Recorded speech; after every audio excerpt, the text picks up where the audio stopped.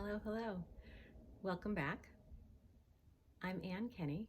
I'm a geriatrician and palliative care physician who specializes in helping people living with dementia and with the care partners that work with them.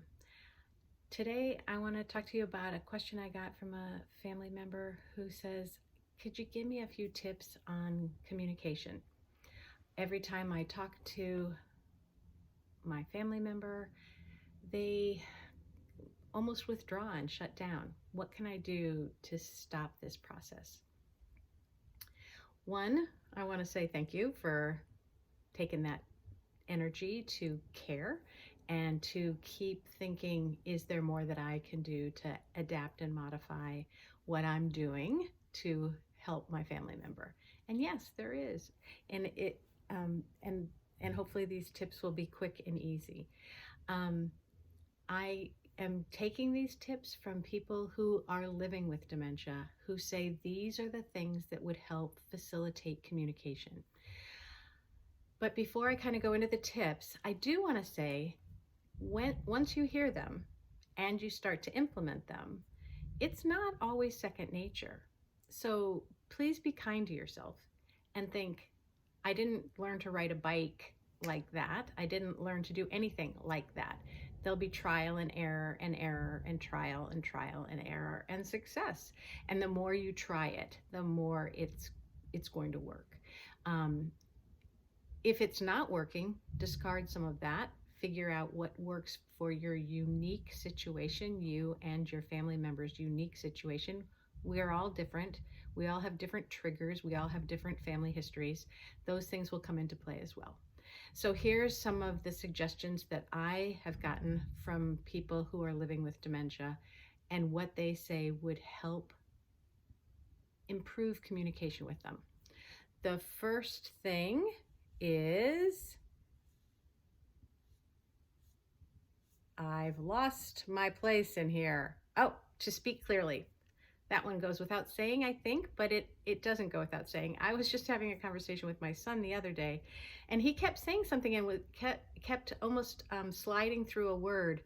And I needed that word for the context of that whole conversation.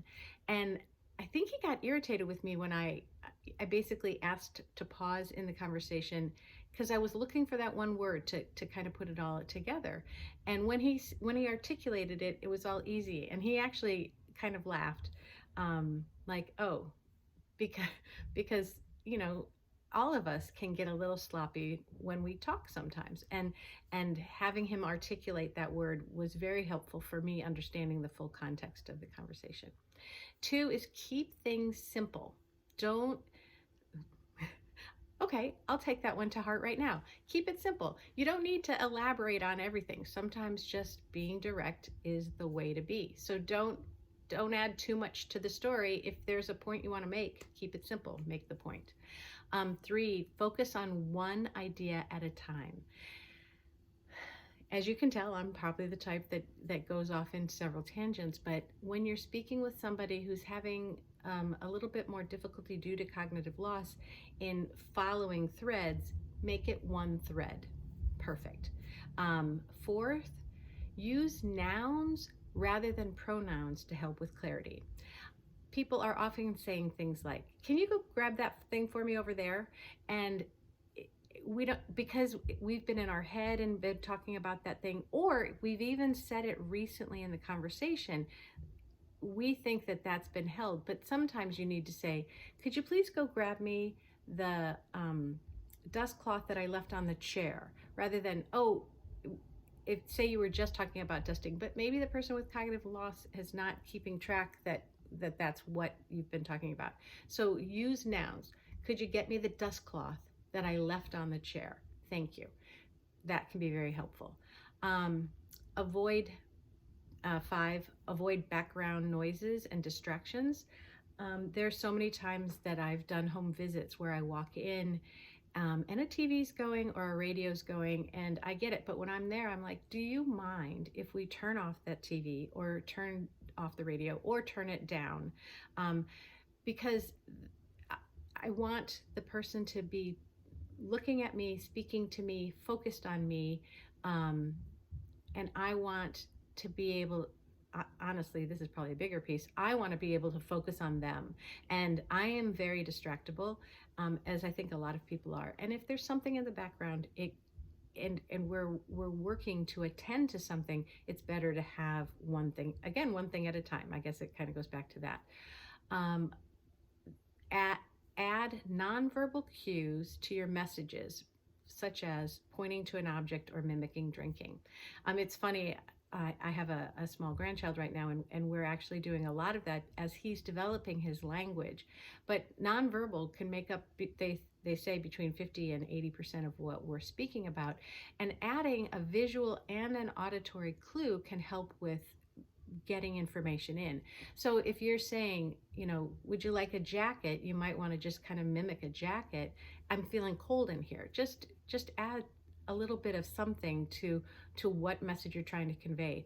Are you thirsty? Are you thirsty? Do you want something to drink? Just little simple hand gestures can be very helpful. Number 6, I believe, maybe 7, be patient, remain calm, do not disrespect or interrupt. So when somebody is trying to speak with you, one of the complaints that I often hear why people shut down is they feel like they weren't given kind of a respect in that conversation.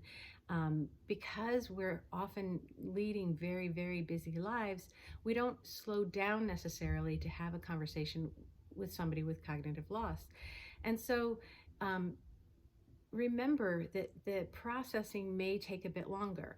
And so while you're waiting for an answer, take a few breaths. Take like a breath in, a breath out, a breath in, a breath out, and see. And then, or if they're stumbling for a word, say, would you like me to give you some suggestions? Don't just finish the sentences for them. It's taken me years, and it's not always ideal, but I tend to finish sentences for people, and I need to stop, and I try to stop, and I especially try to be mindful of this when I'm speaking with somebody with cognitive loss, because I know that they can take that as being disrespectful, as I've been told.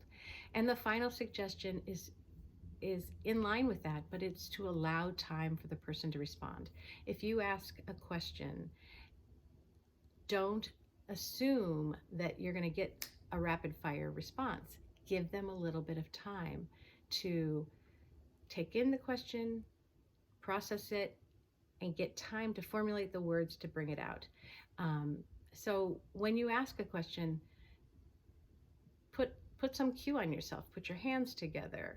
Put your hands on your chest, which is a calming strategy, and be patient and wait for that answer.